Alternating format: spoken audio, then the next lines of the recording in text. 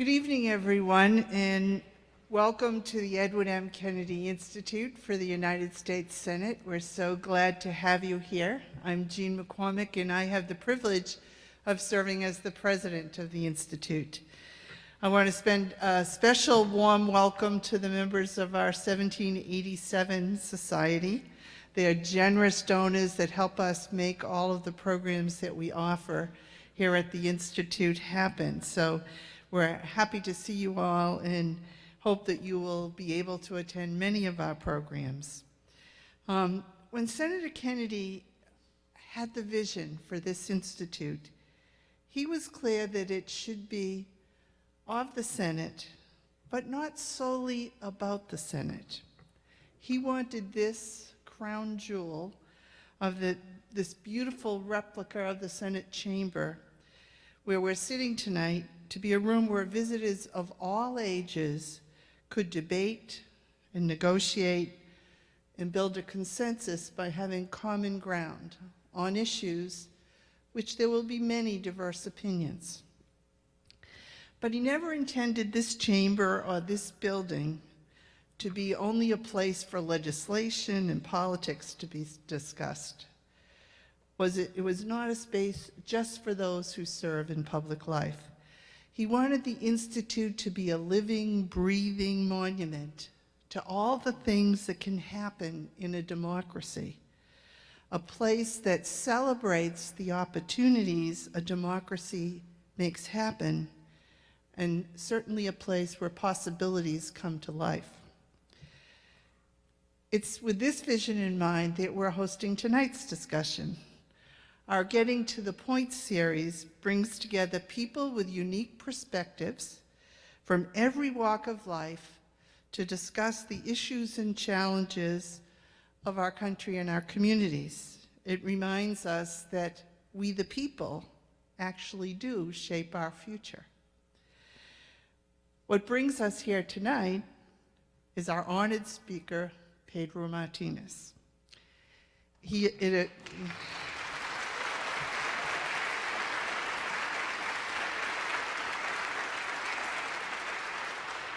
I think it's well known that Senator Kennedy had a special place in his heart for the Boston Red Sox. In fact, his last public appearance was to throw out the ball at Fenway Park. If you've had a chance to tour the office, Senator Kennedy's office, you're going to see it's a full-scale replica of his office in the Russell Office Building, and he has lots of treasures in there. You can see photos of him with Nelson Mandela and Martin Luther King, with President Bill Clinton, and hanging right there next to that picture is him with the 2004 Red Sox championship trophy.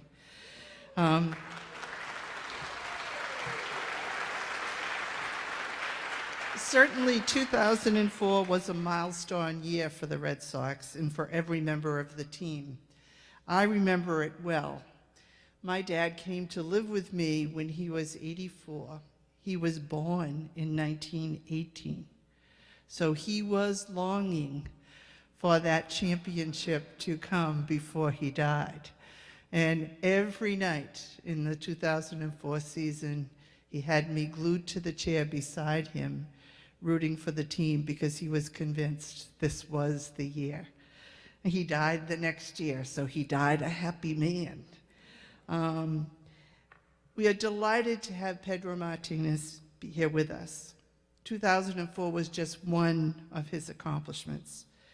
The list of things that Pedro achieved over his career is astonishing. In 18 seasons pitching in the major leagues, he was an 8-time All-Star, a 3-time Cy Young Award winner, the 2004 championship member of the Red Sox team, and only the second Dominican player ever to be inducted into the Hall of Fame more than 30 years after Juan Marichal.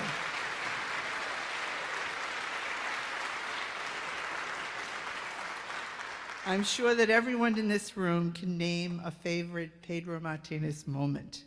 His 17 strikeout game against the Yankees in New York, His 1999 All-Star game start, where he struck out 5 of the game's top hitters. His no-hit, 6-inning relief appearance against the Cleveland Indians. And there was the time that Nomar had to tape him up to a pole in the dugout to keep him from causing a ruckus. His baseball moments certainly are legendary, but I'm particularly proud to welcome Pedro to the Institute tonight because his work beyond his baseball career should be known and celebrated as well. We cannot all pitch the way that he does, but we can emulate the generous heart and spirit of giving back that he lives his life with. Through the Pedro Martinez and Brothers Foundation, run by Pedro and his wife Carolina, he has dedicated this most recent chapter of his life to giving back to his community, both here in Boston as well as in the Dominican Republic. The foundation invests in building new houses and churches and runs programs built to inspire the next generation of leaders in the Dominican Republic.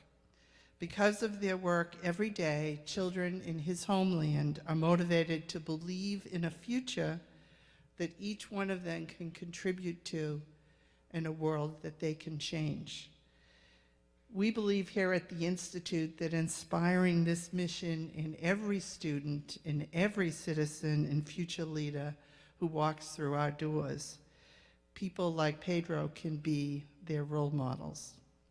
I grew up here in Dorchester. It was a Dorchester that was quite different than the community that the Institute is thriving in now.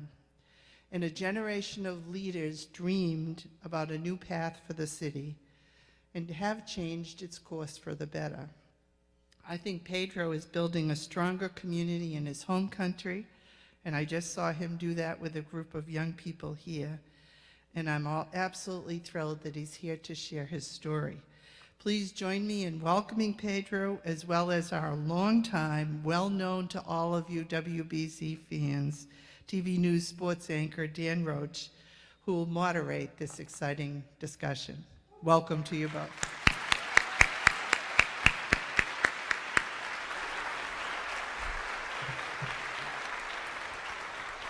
Where are we sitting? Do you know? You're left and I'm right. Okay. So right will be this side, right? So, yeah. Which side are we supposed to sit on? It's a good way to start, isn't it? Hi, everybody. It's okay, as long as we get a chair. Yes.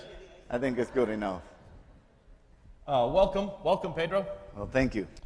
I'll just quickly tell you a little bit about my experience with Pedro Martinez. I was lucky enough to grow up in North Andover. I don't have the Dorchester accent here that you had, which was awesome. But grew up listening to Red Sox baseball, watching Red Sox baseball. Was lucky enough to work for Kirk Gowdy's radio stations, the longtime voice of the Boston Red Sox on radio, and then started working in Boston covering the Red Sox in the early 90s on radio, and then switched to TV in 2000. And then probably the biggest joy of my life, other than my wife and 2 children, was we were able to cover the Red Sox and do Friday Night Baseball, a Red Sox weekly show, post-game show on in 2003, 2004, and 2005.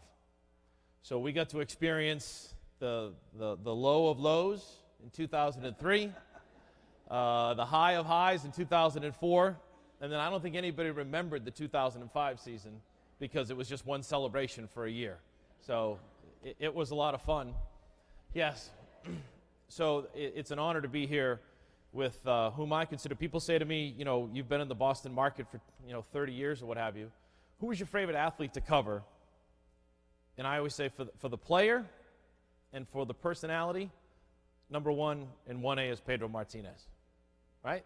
Simply, yes. Thank you so much. Thank you, Dan. Well, you were great, and it was a privilege and an honor. So enough about me. Let's get to you.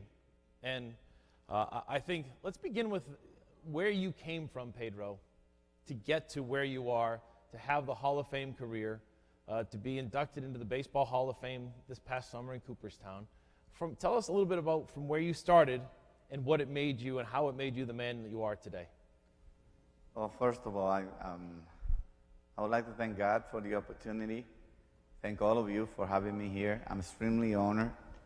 I'm extremely proud to have been chosen, not only by the Institute, but by the students, all of you that, who knows where from you're coming, but I know that if you're coming, you're a Red Sox fan, you're a Pedro fan, or something really motivated you to be here. But I'm extremely honored and humbled to the opportunity, and very happy to share this moment with all of you. Thank you, welcome aboard, and let's start. Talk about a little bit growing up as a kid. How much did you love the game? And you just spoke to a group of high school students from Boston. So we could have been calling you Dr. Pedro Martinez. Well, Tell us where that came from and kind of your path. well, it's all about the base. And last night I had the opportunity to share a moment with the kids at the base. Another great program that we have going on here in Boston. And I think it all starts with, first of all, having God in our side, having a good set of parents that really care, that really battle every single day to raise 6 kids. I'm the 5th. You know that whenever you're in the middle between the smallest one or the bigger one or somewhere in the middle, you're going to be a jumpy one. And I was that one. I became the jumpy one that was never quiet, that always wanted to be climbing something or knocking mangoes or doing something out of the ordinary. And my brother Ramon wasn't a big fan of me moving too much. But my dad loved it. My dad loved the fact that I was the one that would jump on his neck and give him a kiss and then pull his underwear and start running. But he loved it, and it all starts with my parents. I think they did a great job at raising us. We were a very humble family, growing up in a shack. I didn't notice that it was a shack. I didn't notice that we had some struggles to actually eat meals properly every day. But I had so much fun that all those things were like superficial. I didn't really care. I was just a kid having fun. And as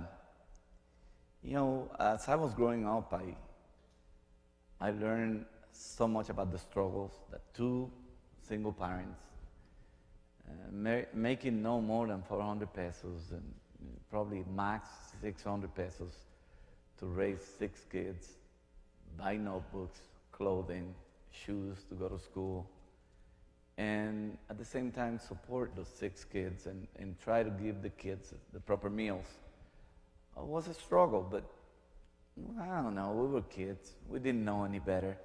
So by playing and just being around and being healthy was good enough. But those were the things that later on, as we mature, and I started following on my brother's footsteps, made me realize, how much I should appreciate every opportunity that I got to become better, to appreciate school and knowledge. I didn't know that the English courses that they were giving my brother, because he was a prospect in the Dodgers organization and he didn't know English really well, would be so helpful. Because he did not have the time. He was too busy, just like my mom, actually helping out with the family and working so hard in baseball to try to make it as quick as possible, to try to take the burden out of my mom and dad, take a little bit of the load off my mom and dad's shoulder. He didn't have the time to learn those English courses. So today I'm able to communicate with you guys because I was the one that took advantage of those. But I'm also thankful and I'm grateful to have had my brother take those courses and drop him at home when he couldn't take advantage of them, and actually learn those to be able to communicate the way I'm doing today. But family, extremely poor, sometimes, and I don't know if many of you remember this quote at Yankee Stadium. Pedro, well, you just pitched a great game. That was the day that Derek Jeter ran into the stands and slammed his head into the seats. That's how they beat us, that game. I said, Pedro, so how do you feel now? Now they're expecting me to say, oh no, the Yankees are still my daddy. And nah, that's not going to happen. I said, I feel so blessed to actually have the opportunity to come to Yankee Stadium, lose a game on two dirty runs, two unearned runs, and a couple of hits. Guess what? They somehow beat us. But I pitched a great game, lost in Yankee Stadium, had an opportunity to do it in the big leagues, in one of the most traditional stadiums, under the eyes of so many of you that I love and respect. The ones in New York, the ones in Philadelphia, the ones in Montreal, the whole world watching, including the Dominican Republic, who could not take a no for an answer when it comes to playing baseball. I was so thankful to actually be able to have the chance to say, I was a big leaguer for a day. I lost an important game in the big leagues. And I want to just say thanks for having the chance to lose that game. And that's how we grew up in every aspect. We grew up appreciating everything we got. And it's all about the base that my mom and dad raised us to understand, to know, to appreciate the little prayer that we did before we went to school every day, before breakfast, blessing, everything that would happen during the day for us. That's probably why I didn't ever fall from the mango tree, because angels were looking out for us, because we used to just play along, on the trees, really high, and just, oh, you're the crazy one. Now try to catch me, and I'll be jumping from one lip to the other, and I never fell. Isn't that amazing? I would have fallen every time. Oh, believe me. and I don't doubt it, but I guess I was protected by those prayers and the love and faith that my mom and dad had on us, and we had on them. And that's how actually everything started. That's how we went on to become who we are. My brother Ramon played such a big role. I was always jumping, but when my brother got the long face, with those long arms and long fingers, I make sure I stay quiet sometimes, because he'd be like, hey, keep it quiet now, and he'll hold me. But that came out so well, because now I really understand the responsibility. I understand, a lot more than I did when I was 8, 9, 10 years old. Oh, it was all about fun and grabbing my sister's doll's head and taking a swing at it. You hit it? I did, we did. Anything that was round was good for baseball. My dad's old socks, I was good to make a little ball of it, tape it or tie it. That's a baseball. Let's take a hack at it. Even though my dad might be, who was touching my socks here? That would be us. But it was all fair play for us, and that's how we basically grew up, not having all the facilities. See this? This is a great place to learn. This is really for the young kids out here that now have the chance to learn and study and have these facilities. Take advantage of it. I've never been in a center where I can learn and have people that I kind of admire be in front of me, talking to me like you guys are right now. Take advantage of it and don't let it go. Take as much as you can. And like Johnny Bench said to me this year in the Hall of Fame, sit down in the rocking chair, I'll go get you a drink, and look to the lake, soak in as much as you can from what just happened, your induction, your family, your career. Soak it all in and take as much as you can. And I'll go get you a drink. And it was confusing to me that probably the best catcher that ever played the game, and your father is one role model that we all in Latin America admire, Roberto Clemente, a man that died.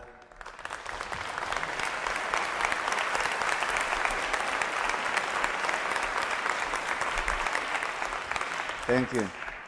Thank you for your father, for the legacy he left, because that's someone I've always been interested in. He died doing goodwill. Guess what? What he died for is sitting right here. I want to be somewhat a picture of what Roberto Clemente meant to be. I don't know how big he wanted to be, how good he wanted to be to society, but I wanted to. And going back to Johnny Bench, he made me realize, I don't know, maybe you guys will help me answer this question. And I was the other night in Harvard, and I asked the same question. What was the true message? Was it to stay humble and serve others like I'm doing today with you? Because you're the rookie, and I'm serving you. I'm going to get a drink, and I'm giving you my rocking chair. Is it like Jesus did with his disciples? I'm washing your feet so that none of you can feel like you're above anybody else. Just be humble. I don't know really what the true message was, but I can tell you it was the greatest gift I got in the Hall of Fame. It wasn't the ring. It wasn't being in the Hall of Fame. It wasn't the credentials that got me there. It wasn't the numbers. It was that experience. Appreciate your family. Appreciate the moment. Appreciate what you see, what just happened. It was all so important because if you ask me if I would trade the ring to have Johnny Bench give me that kind of message, I'll give you the ring. I don't know, the one from '04, I don't know if I put it right there, but it has to be. I know, it's not going anywhere, and Johnny Bench wouldn't take it. But I was extremely happy to have that message come to me. And that's the same thing for the new generation. Take advantage of what you see, what you can grasp, the work that's in here, how clean, how good, opportunities that in the Dominican I didn't have. I grew up sometimes without 50 cents to go to the Olympic Stadium and pay the bus, 25 to go, 25 to come back. And if I didn't have them, or I lost them, it would be a long walk. So for you guys that have all these opportunities, please take advantage. See us, see a sign of hope. Don't give up. Continue on. Be the next one sitting here with Dan Roach or someone else, because we're going to get old. You know that. I already am. We're getting old. We won't be able to do these things, but just enjoy it. Take advantage. Thank you. Thank you to Edward Kennedy for doing this. And his soul, I'm pretty sure, is having fun right now by seeing these things. Right. Having Pedro Martinez here is perfect. One of the things I will tell you is, and I've said this to you before, Pedro, is Michael Silverman and Pedro did a great job with the book. There's so many great stories in it that it made my summer, and I enjoyed it. But what I took from the book, Pedro, and what I've taken maybe a little bit that you can kind of share with everyone here is, and I kind of live my life this way too, is you find people along the way in your life that you rely on for advice, help, mentors, even whether it be friends, family, coaches. How important were they to you growing up all the way through your childhood to when you became a minor leaguer, when you came here to the United States to learn how to pitch and to better your craft? How important were all those people that you had along the way that helped you become a Hall of Fame pitcher? Well, like in life, those were the people that knew what to do when I was growing up. Those were my parents in baseball. Those are the people that really made sure that I stay at check, that I was doing it the right way. So they are as important as everything I have achieved in baseball, I have done in baseball, every strikeout, every curveball, every changeup, every fastball that I threw. They're as responsible for anything I did in baseball as everything so far I have conquered. I think it's just so important to have someone to guide you. From my brother, who I wanted to be like, but I wasn't like. Eliodoro Arias, who took the first steps. Guy Conti, Bear Hooton, Dave Wallace, all those Goose Gregson, all those guys that really helped me become who I am, were as important as anything I did in baseball. And they are still. They are friends, they are fathers, they are people. Tommy Harper gave me one of the biggest advices I could probably get in life, in general, and baseball. This little string that I have here says, "The organ keeps playing." There was one time Do you think I could read that? I'm getting old and everything else. Yeah, I think you could. You're still young enough I to. can't even see your hand. Okay. Oh, Jesus. See, I told you we're getting old. So that was a time where I struggled, actually being in the big leagues. And being young and not knowing any better, I said, I'm doing so horrible, Harper. I don't think I belong here. I think I'm going to talk to Felipe Alou, who I appreciate a lot for the opportunity. And I'm going to tell Felipe to send me to AAA again or send me home because I'm not good enough to be here. I'm not doing that well. And that was in Montreal, right? In Montreal. And I'm already in the big leagues. Now you're making pretty good money. But my pride was so high, I couldn't take a struggle. And then Lee Smith, who actually pitched for the Boston Red Sox here, and Tommy Harper are sitting here. The game is over, we lost, and I'm there bummed out about the game. And Lee Smith, when he heard me say that, he goes, "Oh, young players. They just don't know any better." And Tommy Harper goes, "Petey, you know what a slump is?" I said, "Yeah, when you're not doing good," and that's exactly where I am. Right now I'm in a funk where I cannot find my way after I was doing so well. He goes, "You were doing well, and what were you doing?" I said, "I was pitching really well. And now that you're doing bad, how did you get yourself in trouble?"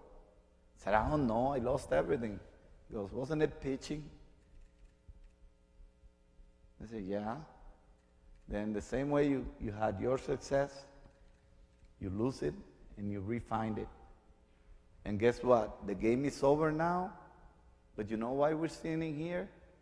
Because we love listening to the organ. And even though the game is over, the organ keeps playing.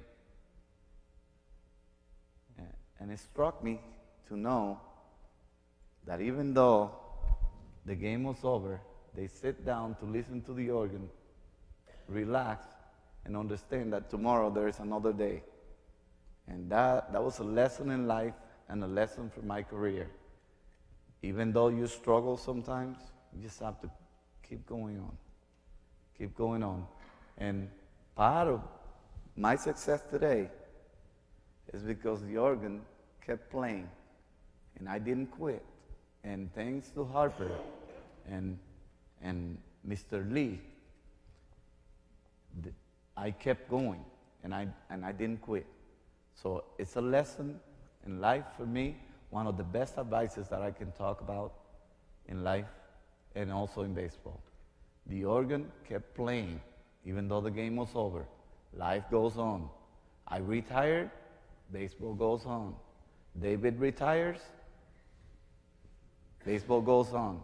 And it's important that we know that at the end of our careers, regardless of what it is, life goes on. And we have to just continue on. Interesting from that sense of, yeah, that's pretty cool.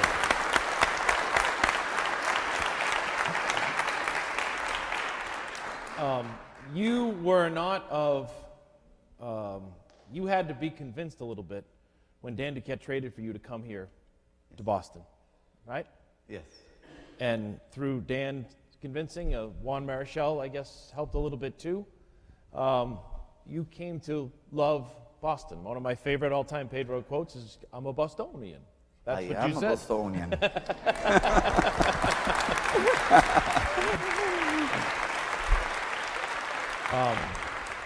What was it about this city, and even today as you carried it, you spoke to the high school students a few minutes ago about it. What attracts you to this city? Where does your love for this city come from? Well, I came here, and for some reason, I don't know what's up with me, but everything I do in Boston seems to be destined. I came here with the assignment to pull off something Johnny Pesky, Dwight Evans, Jim Rice, Carl Jastrzemski, Freddie Lynn, Carlton Fisk. You know, so many great players that you can mention were supposed to pull off. They didn't. And when we had the 100th anniversary, I got the first opportunity to see the cream of baseball in Boston laid out in the field. And unless I separate Millar, Manny, Johnny Damon, all those guys that played with me, Jason Veritek, Derek Lowe, when you stop to look at the bunch of idiots who we were the idiots. But that's the group. When you separate that group from the other, you go, huh?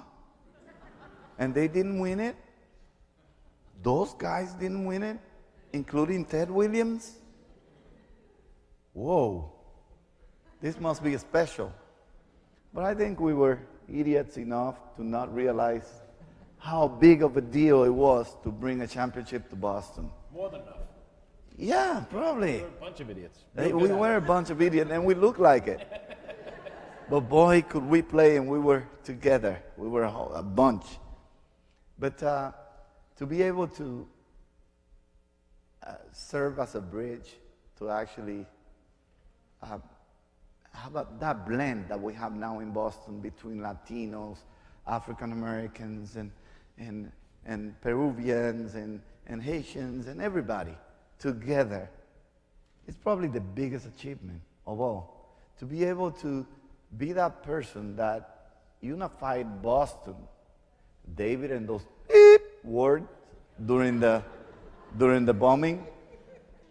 How close did that bring Boston with everything? As a matter of fact, we went on to win it. And then Shane Victorino comes over with, "Don't worry about a thing. Everything is gonna be all right." How good was that song coming along with what happened in Boston, which, by the way, we feel really sorry about the crisis in Paris and all that, and France and all that. But, you know, after all that happened, David comes up and says, "This is our beep city. And we are strong, and we'll stand up." And the same thing happened to the team. It's like there's a connection between all the things that we do.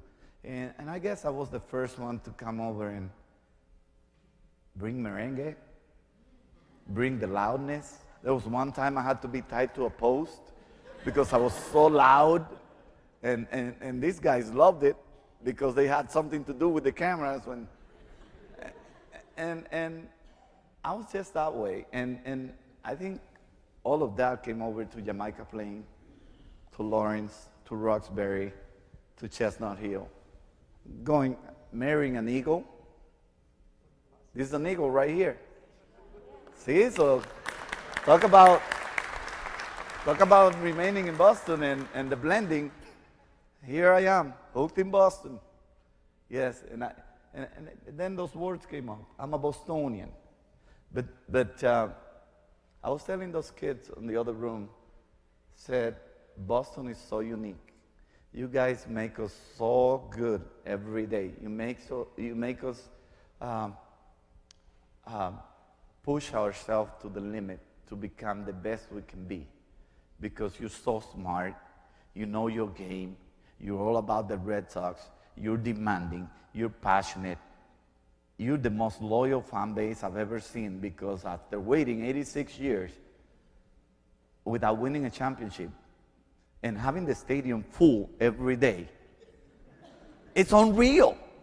So that's what makes Boston so unique. And I said, you know, the same way Boston loves me and I feel so safe, so secure in Boston, I think until I die, and even after I died, I told the kids over there, if I can actually talk to God about baseball, it's going to be about the Red Sox and the fans and all that.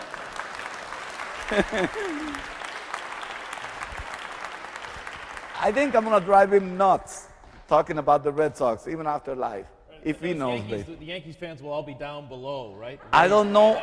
I don't know if they will make it there. Remember? They'll be down low, way down. That's the evil empire. They'll be hot in the evil empire. That was the evil empire. But guess what? They're baseball fans, and they all love us, and they all love baseball. So we just have to give them a little, space to breathe. But that's how unique Boston is, and that's how proud I am to have been part of Boston, to call myself a Bostonian. I'm a Bostonian, and the first place I lived was Charles River Park. So that's what's important to me, the fact that Boston was able to adjust to the way we are, the flair we bring, our culture, and accept it and receive it so well. And now I can proudly say that Boston is home sweet home. And it's not only to me, because I'm a spoiled in Boston, but everybody else can feel like they belong in Boston, that Boston is going to treat them well, and that Boston is one of the most unique places that you can play for. Beautiful. That's awesome. Yay.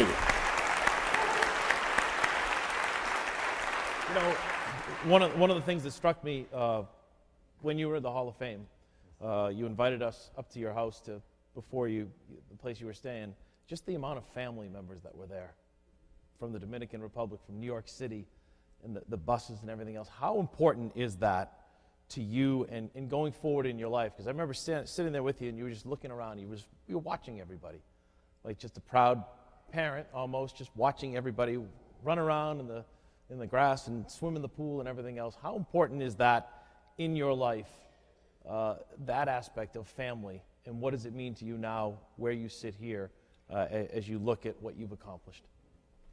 Well, it was really important. I never let you know, but 2 days before, it was the anniversary of my dad passing away, and I had pretty much the entire family over there. And I had a speech that I never had planned to actually do during the induction. I drafted some blue points, and I wanted to kind of but I stopped to look, how am I going to distract the whole family so that they don't break down and make a mess out of me during the whole weekend? And I showed up so many times, and I was in and out, and just looking at everybody, looking to see who was going to kind of, bend.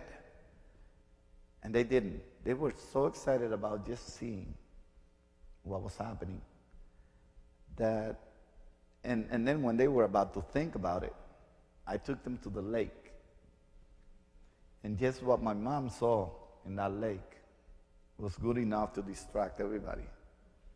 My mom was like, how did you know that this is the kind of places I love to be so much nature, so many colors, the green, the water, the peace that you feel here. And when my mom said that, everybody was bright up. And I was able to distract my family, but that's why I was looking so careful around the family. But I was so proud to see my entire family coming over and enjoying what they have worked so hard to build. Because it wasn't just my mom and dad, uncles and aunts and sisters and brothers and cousins. They all played a role on my success.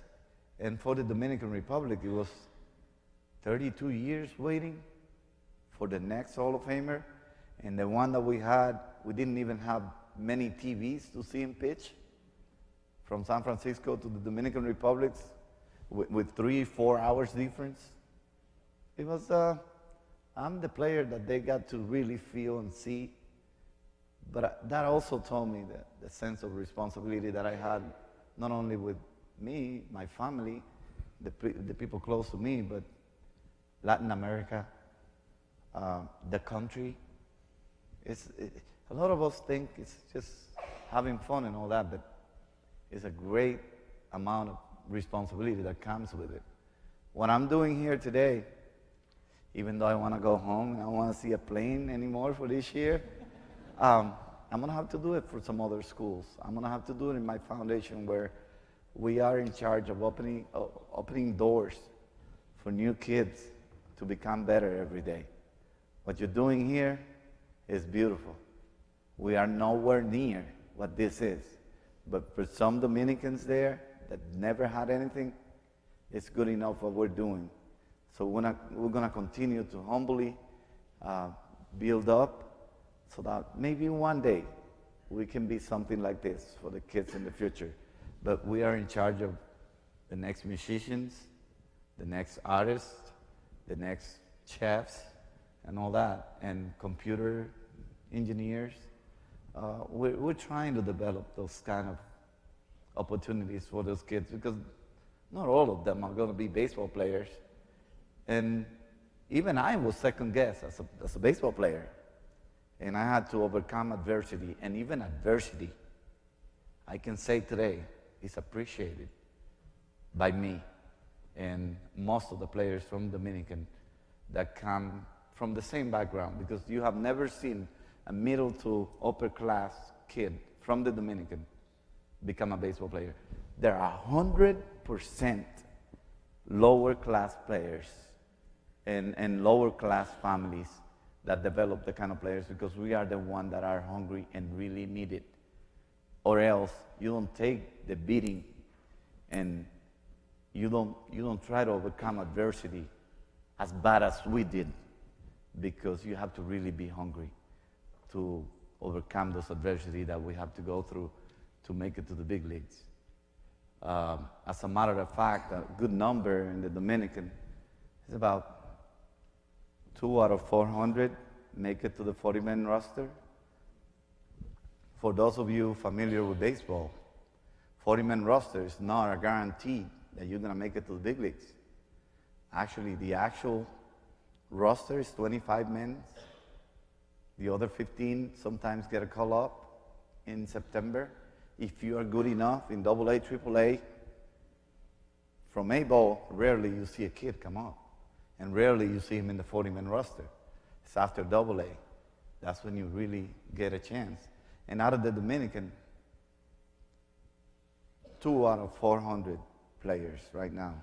It's a good average for an organization to have 2 players in the 40-man roster, not the 25-man roster, the 40-man roster, the one that you don't know. It's a good average when it comes to players, and that's a reality. So making it in baseball is a long shot. So I would love to continue to open doors in so many other different ways than just baseball. It seems like it's really hard. I was blessed to be one of them that made it to the 40, made it to the 25, and made it for 18 years. But I know, honestly, that that's not going to be the same fate in every other player that takes over in baseball. So I much rather open other doors and many more so that they can find something else to do.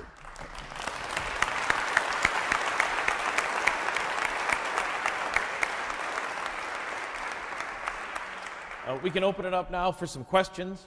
Although, Pedro, quick story. In the Dominican Republic, there is the Red Sox Academy. Yes.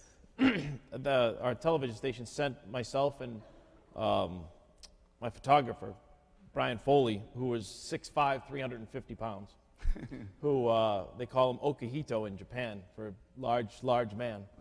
Mm-hmm. And I saved his life in the Dominican because we got stuck in Miami the night before to go cover the Dominican Academy opening for the Red Sox. So we landed, we went to the hotel, and I knew a little bit of broken Spanish, and he knew none. And we got someone at the hotel to try to drive us to the Dominican Academy for the Red Sox that they were opening. Mm-hmm. So we started driving through the streets, and we had a cab driver who didn't understand me, and I didn't understand him. And we're flying. You know how people drive over there. It's worse than here. After 10 at night, we don't stop on a red light. Right. So keep going. So we're driving, and we got lost. And I didn't know I just handed him a sheet of paper and didn't know how to describe it to him. So then we take a corner, and on the street, there are armed military men. Yes. And I was like, uh-oh. And Brian and I looking at each other like, where are we going here? I got a little nervous. Look at me. You know what I mean? I stick out a little bit in the Dominican. Yeah, you're not the normal Dominican. Yes. So all of a sudden we pull over, and he starts talking, they start talking everything else. All of a sudden I heard El Dodgers. And the only thing I know in Spanish, I said, no. Medias Rojas. Drive right by, and they're all in line with the Dominican president. Hey, how's it going? Everything else. And to this day, Brian Foley, my photographer, owes me his life because I saved his life over the Dominican Republic. Oh, so that's great. Medias Rojas will do it. So there you go. That means the Red Sox. Yes. So let's take some questions. We'll start right here in the front. We'll get going. Hold on for the microphone, please. Pedro, soy de Puerto Rico primero, para que sepa. Placer. Igual. Roberto Clemente once said that he was very proud to be Puerto Rican, but more proud to be an American. So I served in the military for a long time, and I didn't understand the words until I joined the Army, started serving, and then tradition and American history took over. And because of that, I ended up retiring for over 30 years. What was that moment in your life, coming to America, coming to la República Dominicana, that make you to be that proud that you said that you're a Bostonian? What was the moment in your life that make that happen? That's an interesting question, because I'm a U.S. citizen, and I remember Manny running with the little flag. You remember that? You remember Manny going to left field with the American flag? I came over with a visa, but as I developed in baseball and I became a established baseball player, I qualified for residence and later on for citizenship. And, the moment to actually decide that I should be proud to become American actually should have been the first day I landed in America.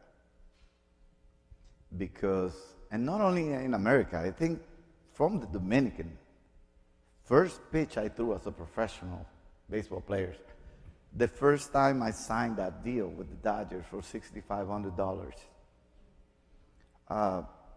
it should have been the day I should say, I'm proud of America.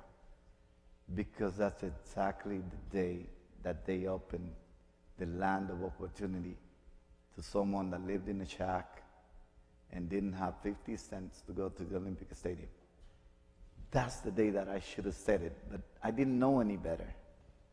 So I came to appreciate what I was getting from America as I was developing in baseball and doing different things for family members and being able to have so much to bring back and make a difference. I think recognizing what America meant to a person like me, and Roberto Clemente, I'm pretty sure, was really happy. Because he knew the adversity he had to go through. He knew where he came from. And I know where I come from. And I'll be ungrateful to say that I don't know or that I've forgotten anything that I lived back then. And realizing what I have now makes me really not just a Bostonian. Abraham Lincoln has a hard time being more American than I am.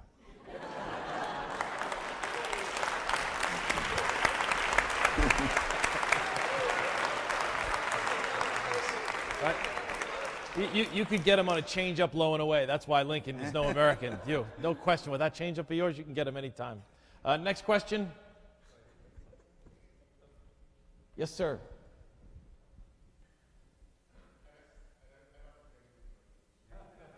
You had 3,000.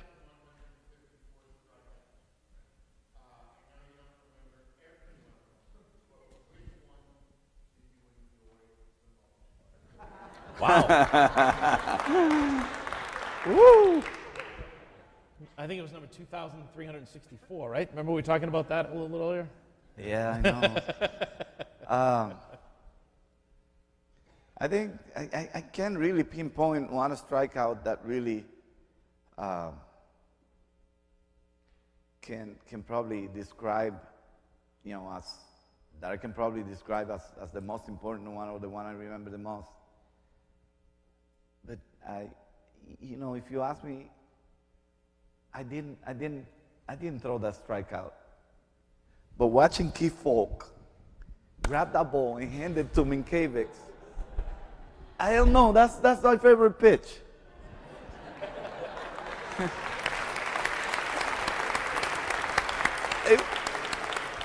It wasn't really me. It was Keith Falk, because that was the last moment. And I don't know. It seemed like it took forever for that ball to get from here to there to get to Minkiewicz, because that was the championship ball. And strikeouts for me, yeah, they were important when I needed them, but they didn't mean anything. The championship was my goal. And it didn't matter who got the last out, as long as I was part of it. And even I pitched the night before. And I think one of the most critical that night too. One of the most critical games in order for us to win was Game 3. Yep. Because we won 2 here. But if I lost Game 3 in St. Louis, they'll build momentum to come back. And I wasn't in my best day, but I somehow made it through 7 innings.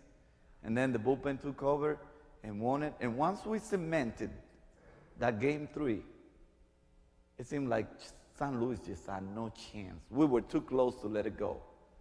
But at the same time, since we were the idiots, we didn't really bother to think about it.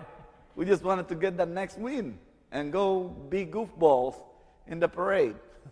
And that's what we did.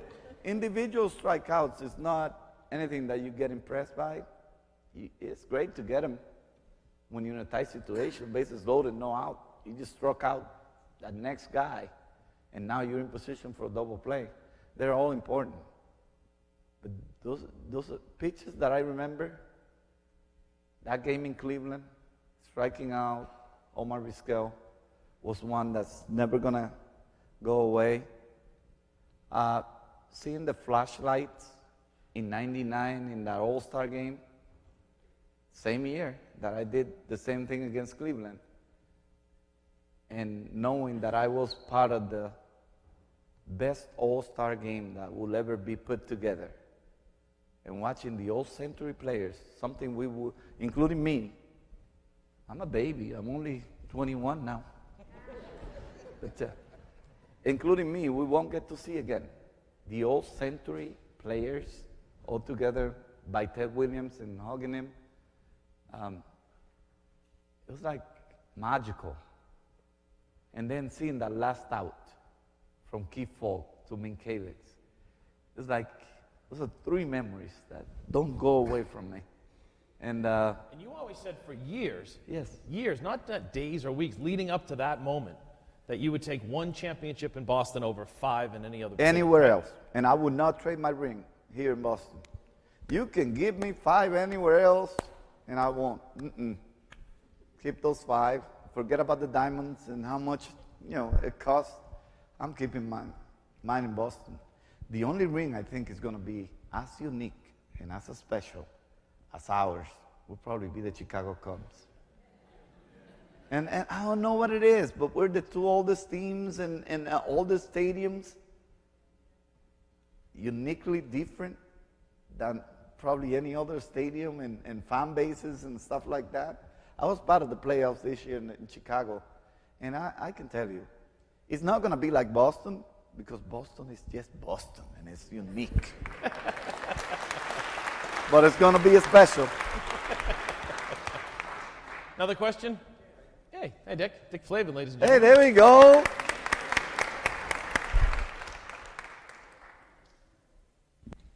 I have been going to Fenway Park for 70 years. I've seen a lot of good pitches. I feel a poem coming I on. saw Bob Feller. I saw Warren Spahn. I saw Nolan Ryan. I saw Roger Clemens. I saw Bob Gibson. Pedro Martinez is the greatest pitcher I have ever seen. Oh, thank you.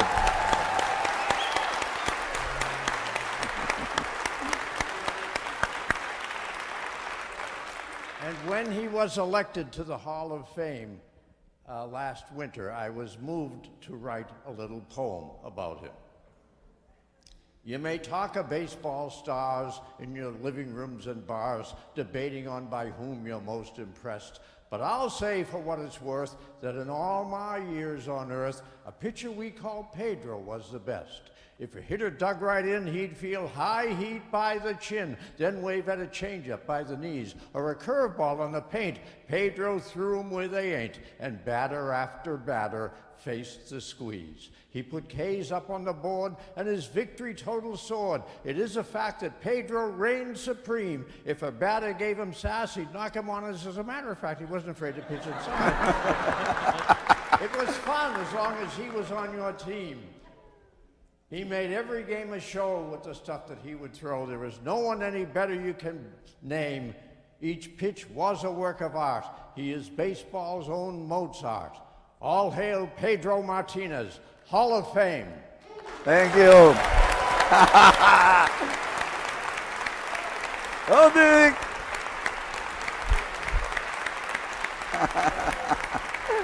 That was beautiful. Fantastic. Yes, no poems, please. What's that? All right. Oh, hold on. All right, we'll go up. We'll go way up high for 1 second, and we'll come back down here. Hi. Good evening. evening. Pedro, I cannot express so much honor for being here tonight. And I want to speak on behalf of all the Dominicans that are sitting here tonight and watching on TV. We feel so proud of you. I have a quick question, probably a sensitive question. Which park do you prefer to play? El Estadio Quisqueya or el Fenway? Ooh. I'm going to say, when I'm playing winter ball in the Dominican, it's got to be Estadio Quisqueya. But if I'm playing in the big leagues, it's got to be Fenway Park.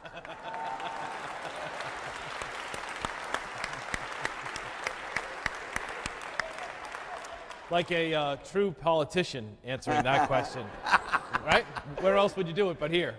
Where I have the advantage of having both sides. Yes.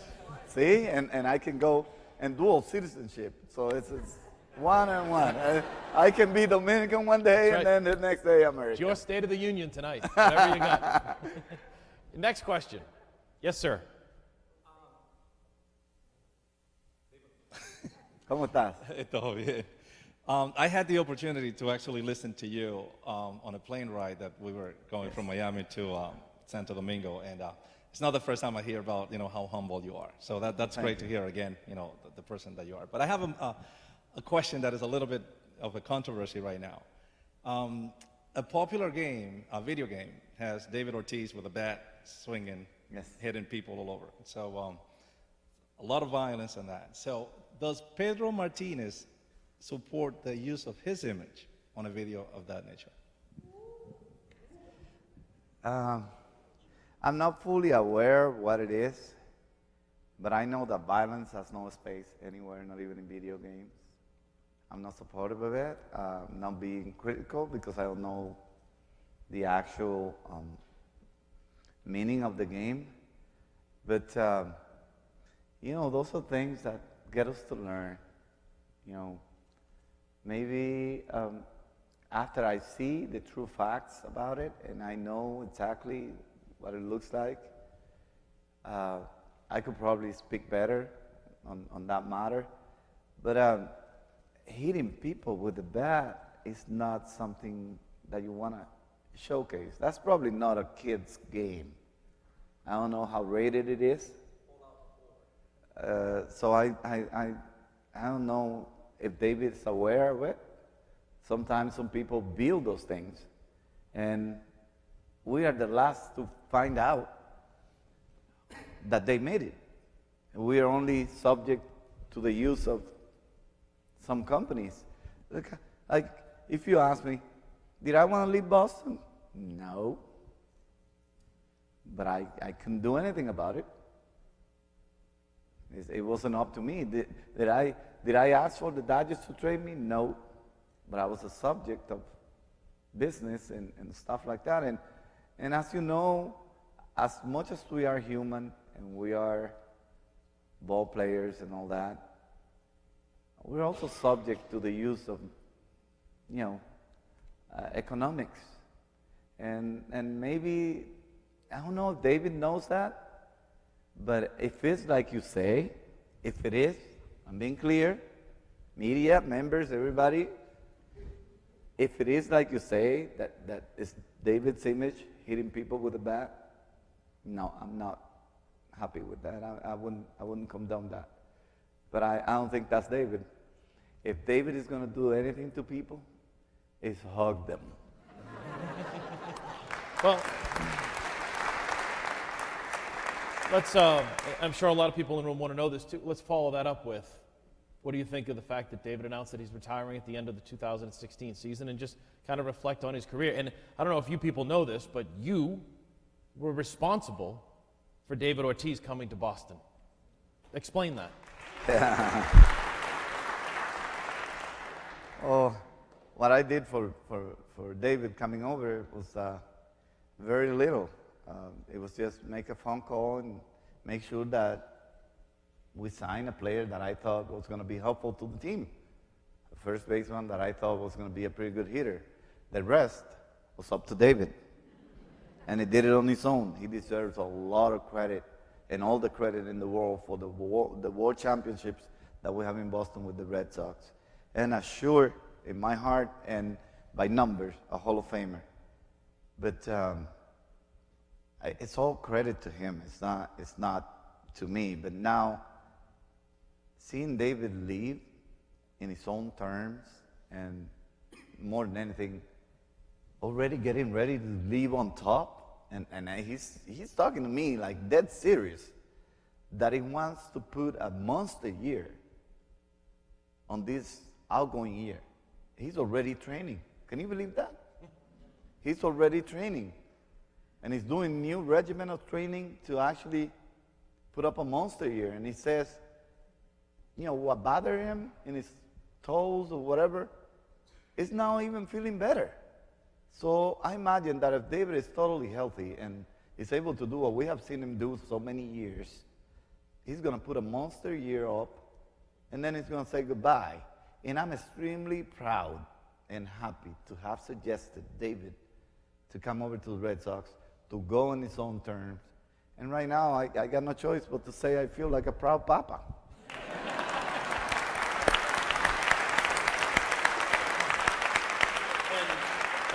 If I can add to that, and we'll get up there in a second, but I think you're humble, and we've talked about that. But from what I understand, the story goes is that David was down and out. He had got released by the Minnesota Twins, and really had no place to go, shockingly.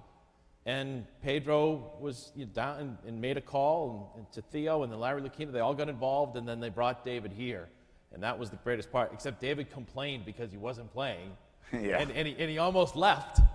But Theo said to him, "Give me a couple days to get used." And then Jeremy Giambi, They released him, put David at first, and See, Here we go. it's funny how things work for Boston. And I said that there is a very unique connection because that day when David got released, this is how the story goes. I go to a restaurant. I'm going to have a nice dinner, seafood place. And as I walk in, a little late, because normally I wake up late, I go to training, and I was late to eat. really, he was Yeah, late. I was You even were late never to late eat. in your career for anything. No, but I was late to eat. Stop it now. But I went over and I found David there. And he's talking on the phone, and I go and give him a hug from behind, and I go, "Hey, compadre, how you doing?" Goes, he's talking on the phone, and then I see this teddy bear that's used to smiling from here like a crocodile, you know, from ear to ear. He's moping, and I'm like, "Hey, come over. Here. Hey, dinner's on me. Come here." And the man wouldn't move. The man is actually in tears. And I said, "Hey, what happened?" He goes, "Can you believe that? When I thought I did so well for Minnesota, they just released me, man." I'm like, "Great." You know, David, what do you mean great? I said, "Great." He goes, "How can that be great if I just had a daughter born 2 weeks ago, Alexandra, and I just got released. I don't have 1 cent saved in the bank. I had just purchased a new house that I was expecting to pay next year with the money, you know, put the down payments and all that. How am I released now? What am I going to do?" I said, "No, it's great because you come with me to the Red Sox." So I started calling,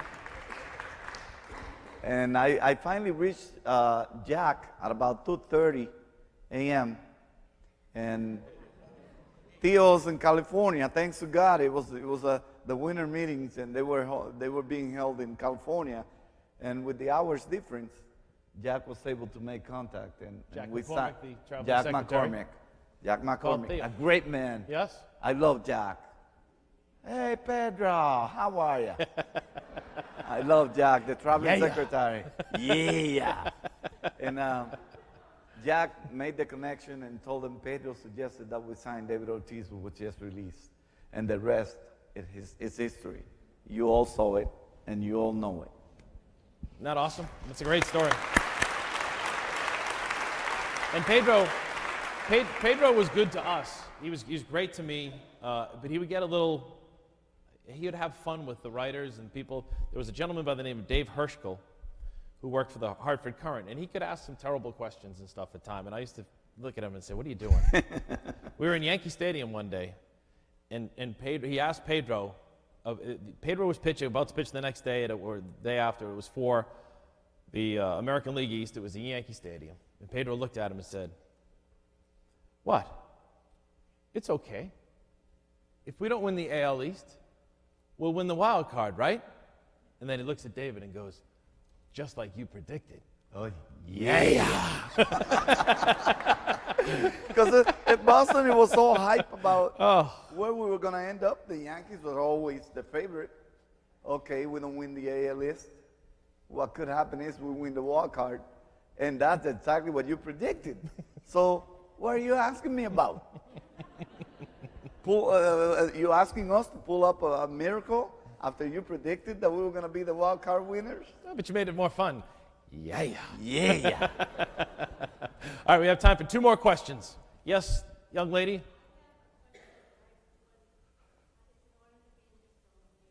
Thank you. Ever for the Red Sox. And but I have a question for you about the fans in Boston. Yes. Now, we know we're the best ones because nobody can touch us, right? Now, you went through a lot of hassles with us for a long time because we're very fickle, and if we don't like somebody for 5 minutes, then you're out. But if you're good for 1 game, you're good. You're back in. Can you tell us a little bit about that from when you first came to Boston and on all the things that have happened since you started and the pressure that you went under, and then when we finally won the World Series and how that all felt for you. Yeah, what was it like? Because they were hard on you. You know, the media, the fans could be hard. You had, if you look it up, it's one of my favorite things to do. And yes, I have no life, Pedro. I'm a baseball guy. If you go and look at baseballreference.com and just type in Pedro Martinez and look at the 1999 and 2000 seasons, your jaw will hit the computer at the numbers that this guy put up in those 2 seasons in supposedly the steroid era. Go look at those tonight. You all have an assignment. When you leave here, it's brought to you by the Senate chamber. We'll say Yes. the senators, right? Go look at the numbers that this guy put up in 99 and 2000. So you still had criticism, though. How hard was it to take, and was it different in Boston than it was in other places that you pitched? It's unique, like Boston is. It was unique. But I could totally relate to what they were. They were just like I was as a competitor. Resilient. I refused to lose. And even when I lose, I'll just want the challenge again. And that's the same way Boston fans are. I remember getting booed in Boston badly one time. I have gotten sick here in Boston in my first year. And I was like probably 3-0 with a 0.69 ERA, something like that. You gave up a run? I gave up 4 runs.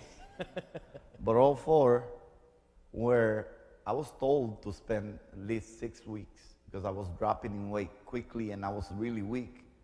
I was told that I needed to miss at least 4 to 6 weeks to regain my strength.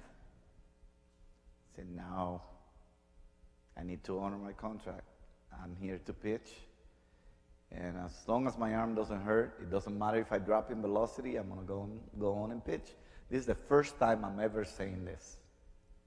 I don't know if you remember, in '98, I caught a bacteria eating on the road. And I was extremely sick, and I was dropping weight. I couldn't eat. All I could take was pretty much protein shakes. And I was dropping in weight, and the inner league came over. I gave up 4 hits in 6 innings in a game I wasn't supposed to pitch. I was to be shut down, but I was supposed to be shut down, but I refused to. And I went out to pitch. Gave up 4 hits, 4 runs, 4 earned runs in 6 innings. 4 home runs. The 4 hits were 4 home runs. The only time in my career that I think I allowed those 4 home runs in the game. And when I got back to the dugout in the 6th inning, a gentleman with curly hair, white curly hair, sits right on top of our dugout all the time. Even now. I don't know his name really well. Shaughnessy? No. Oh. If it was Shaughnessy, it would have been okay. It wouldn't bother me. But it was a gentleman that came over and reminded me, is this the kind of beep that we paid to see? And is this the kind of beep that we paid $75 million to come and see? I looked at him, you know how I used to get. I would pitch with no motions, no emotions. I just looked at him. Heard it clear, loud and clear. That's what makes Fenway Park unique. You can actually interact with the player. Hey, Pedro, what's up? My name is Linda. You want my number? Would you marry me, Pedro? And you can hear that, literally, that close. And I heard that from that man, and I was being booed so bad. And as soon as I stopped, that man stood up right on top of the dugout and went like this.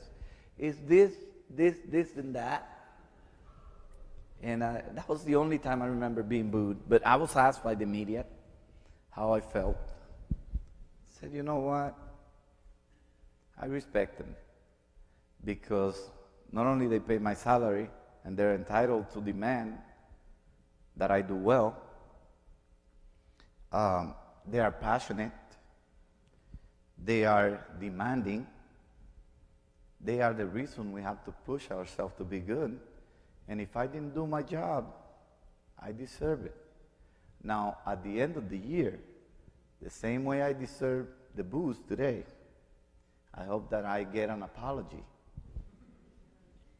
I hope that I get an apology from the fans. And one thing, I will never tip my hat again when I have a good game. And I refuse to do it, good or bad games. Refuse to do it out of mutual respect for the way Boston fans were passionate. Whenever I had a good game, it would be the same look. Whenever I had a bad game, it was the same look. Whenever things were right, same look. Now, after we won, or I went away from Boston and I came back, the way you received me, I received you. That's when I finally took my hat off again. When I wasn't in Boston and I knew how much love you were displaying for me. So that was the only time I got booed. But that's the main reason, because you're knowledgeable of your game, makes you unique, you're loyal, you're there regardless of how many times we broke your heart. You were there every day, full stadium. Is this going to be the year? Is this the year? And I heard it so many times. Pedro, is this going to be the year? And I just kept quiet, because saying too much and not doing it would be a low point for Boston. So I waited to win to then say, this was the year. and that's what the fans are all about here in Boston. They're unique because they're passionate, they know their game, they know what they expect from the players. How many times have we seen it? Manny, pop up in the infield. Oh, they got it. Those are big league players. They got it. I'm not going to run. I'm just going to turn to the dugout. Whoops! He dropped it. But guess what, Manny? Plenty of time to throw you out. What do you think Manny is going to get? Boo! Regardless of how good the player is. You people, you fans in Boston know your game. We have to respect you for that. But you're also loyal. Don't matter that we broke your heart and we didn't do what we're supposed to do. You love us that way. You keep in touch of, and keep track of everything we do, regardless. And that's why Boston is Boston. And I'm proud to say, regardless of your demanding, I'm extremely proud to take on that challenge every day. Did the any day. curly-haired guy apologize? No. But I can tell you that even though he didn't apologize, I can tell exactly how they feel and how they felt afterwards. And the reason that I'm sitting here today is because of how they feel. Guy probably got run over by a bus. Don't worry about it. You know what I mean? All right, last question. Let's make it a good one. Okay. Yes, last one over there. Thank you. Thank you. So you've been talking about baseball all night, and I'm wondering, with the season over and February fast approaching, what is your Super Bowl prediction? Patriots! Patriots all the way. Now, Pedro. We got Tom Brady. Well, let's talk about last time we sat down about your book. Tell me what you think of Tom Brady. You compared him to a mango. Well, Tom Brady is the best I've ever seen. Well, I mean, all due respect to the Dan Marinos and Peyton Mannings and all those guys. But Brady is the kind of guy I would have loved to see pitching. My God, what a host. What an arm. He's a sharp shooter. He's the only guy, pitching is leaving off 2 inches. This way, skipping the barrel of the bat. It's like the game of inches, 2 inches, this much. And in football, this much is really difficult to do, especially with 300 pounds monster coming at you. And to get that ball in little spaces like this, if he was a pitcher, I don't know that football would have been important to him. Because nobody will hit Tom Brady. He's that good. I think Tom Brady is just the best sharpshooter that you can find anywhere when it comes to throwing the football. And my God, it's special. I would have loved to have at least 2 years with him where he was pitching. Yeah, just to learn from him. And with him, he was the mango. You said the juiciest mango in The that tree, juiciest right? mango, and that's the one that they throw rocks at. They cast the rocks to try to knock that juicy mango and ripe. That's the one that everybody wants. That's why they criticize him so much. See how good of a season we're having? I'm saying we because I'm a Bostonian and I'm a Patriot fan. So we're having a good season, but then if we don't win the Super Bowl, it's like, look at Brady, he fumbled. That's a 300-pound monster, full speed at you. Anybody can fumble the ball. But you know what? I feel so good about this team. I think they're going to win it. They're going to win it. It's just that unique combination between Brady and the coach and the players and the fans. You guys make them good. That's why it's going to be. I think we're going to win it. All right. Like to hear that? Ladies and gentlemen, I don't know about you, but how nice was that to sit here with Pedro Martinez and have a great time? Yeah.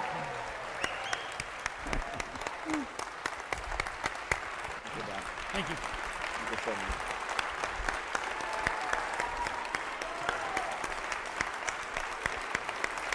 Thank you.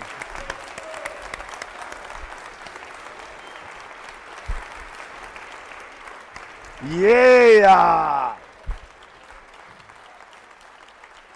Well, thank you so much for having us. You'll come anytime.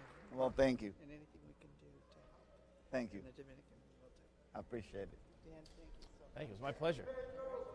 I love you all. Yeah. Thank you. Great job, by the way. Hey. Thank you.